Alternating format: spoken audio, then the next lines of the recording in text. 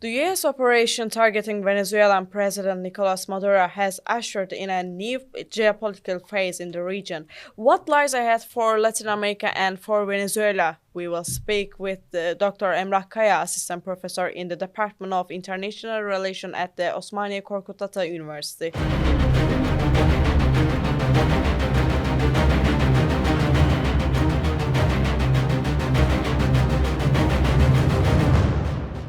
Mr. Kaya, thank you for accepting our interview. First of all, following the U.S. operation aimed at capturing Venezuelan President Nicolás Maduro, what kind of period awaits Latin America? Frankly speaking, following Hugo Chávez's victory in the 1999 elections and his rise to power, there was a left-wing surge across Latin American countries. The fundamental trend of this leftist rise was moving away from the United States. Particularly in Venezuela, and similarly in countries such as Bolivia, we observed a deterioration in relations with the United States, along with a departure from what the U.S. had declared in 1823 under the Monroe Doctrine, namely, the policy of viewing the region as its backyard, where no actor could operate independently or without U.S. consent. With this context, especially following the operation or attack carried out against Maduro, we can see that a message was effectively sent to left-wing leaders across Latin America. This message can be interpreted as stating that actors who act against U.S. interests, pursue policies contrary to those of the United States, or develop close relations with global or regional rivals of the U.S. cannot do so freely. At this point, we are already aware that over the past 1 to 2 years, with the election of Milei in Argentina, and more recently, the rise to power of a right-wing leader in Bolivia, a right-wing resurgence has been taking place. There is a clear right-wing ascent, and with the recent operation carried out in Venezuela, it is possible to argue that these right-wing groups and factions will become even stronger, while left-wing leaders or states governed by leftist parties will lose significance. In this context, it is also possible to suggest that the policy-making space of these leaders will become increasingly constrained. Venezuelan interim president Delcy Rodríguez signaled willingness to work with Washington. Donald Trump warned that she could pay a very big price, probably bigger than Maduro, if she doesn't do what's right.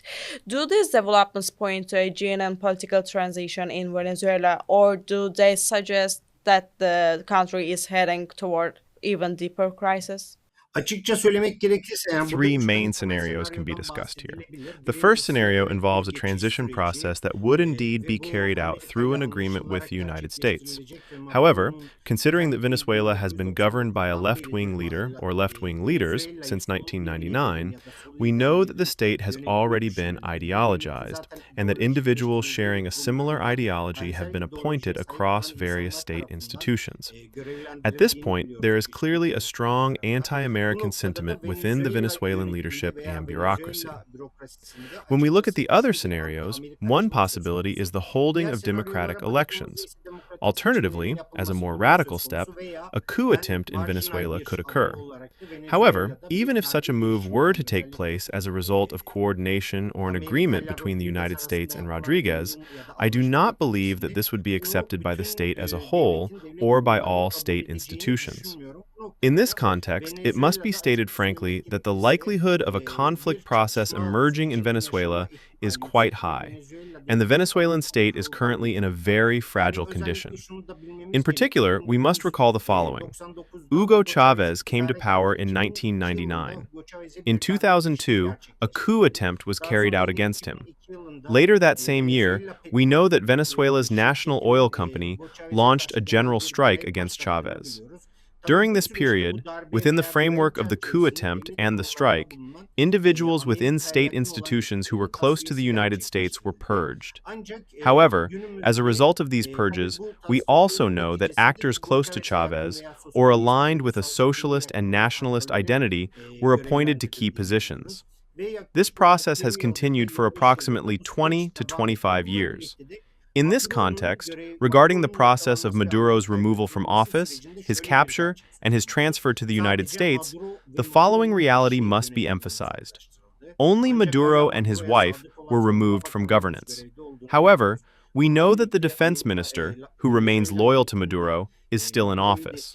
Moreover, we are aware that various actors within the Venezuelan administration who support Maduro or who come from the Hugo Chavez political line remain actively in their positions. I do not believe that these actors would accept such a transition, even if an agreement with the United States were reached, and they would likely react against it. This could lead, frankly speaking, either to a coup attempt against Rodriguez or against any subsequent leadership. Alternatively, as we know, Latin America has a strong tradition of leftist movements, guerrilla movements, or even terrorist organizations. Venezuela could move toward a similar trajectory, and it is also possible to speak of the emergence of a guerrilla group in Venezuela, particularly one operating along a strongly anti-American line. U.S. Secretary of State Marco Rubio said U.S. to enforce oil blockade but not govern Venezuela post-Maduro. What would the return of U.S. oil companies mean in terms of production capacity and global supply balances?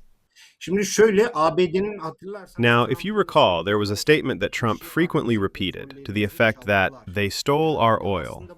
In fact, what this refers to is the nationalization of various rights that had previously been granted to the United States, namely, the state's seizure of control over the oil sector, its dominance over production fields, the extraction and processing stages, and, ultimately, the successful management by the Venezuelan state of bringing this oil to global markets.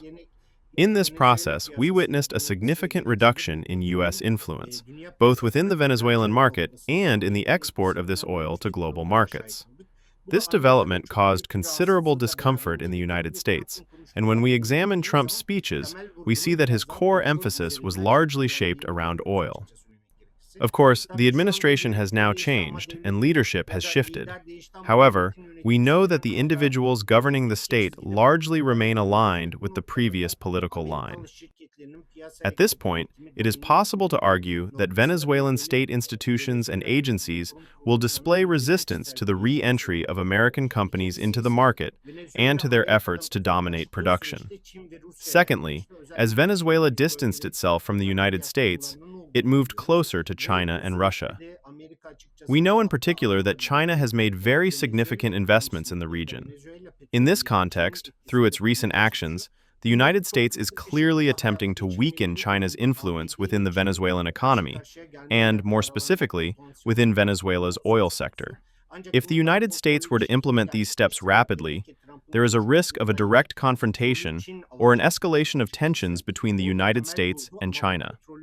However, if these measures are carried out in a more controlled manner, which is also reflected in Trump's statements, where he explicitly said that China would purchase the oil, the main emphasis lies elsewhere. That is, while China may be the buyer of the oil, the extraction, processing, and delivery to global markets would be conducted through American companies. In this regard, we can observe that the United States is attempting to pursue a relatively more balanced and calibrated policy.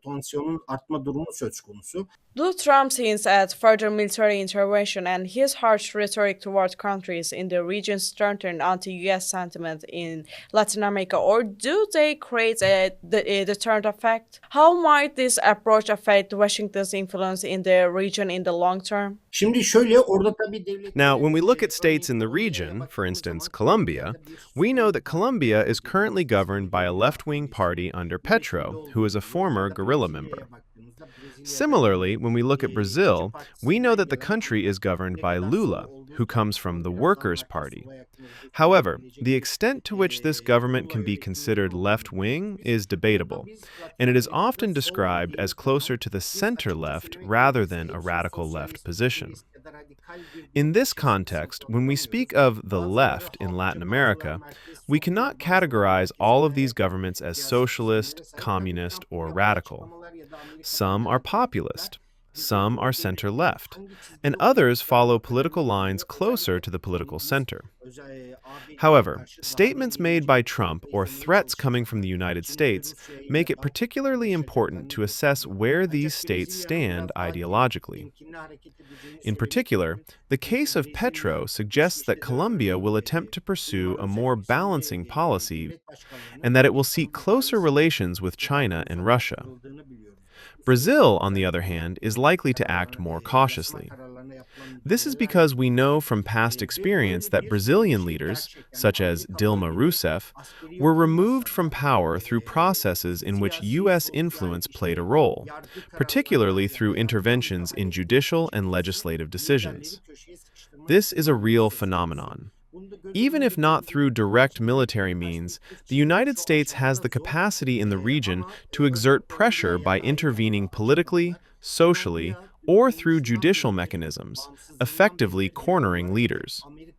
Because these dynamics are taken into consideration, it is difficult at this stage to draw a clear and definitive perspective. Nevertheless, when we examine statements made regarding Colombia, it is important to note that Colombia, since its founding and independence, has generally positioned itself as a state closely aligned with the United States. It is only with the most recent elections and Petro's rise to power that we see a left-wing leader coming to office. However, such a left-wing leadership is unable, in a short period of time, to establish cadres capable of fully dominating the state apparatus. As a result, there remain strong pro-American factions within the Colombian administration. If we recall discussions from 1 or 2 years ago regarding Petro, there were debates about the possibility of a coup attempt against him, and whether a coup could take place in Colombia. From this perspective, we can clearly see that the United States possesses the capacity to intervene in the region through multiple channels. At this point, it is reasonable to argue that political leaders in Latin America will, to some extent, seek alignment with the United States, or at the very least, take the American factor into account when shaping both their foreign and domestic policies.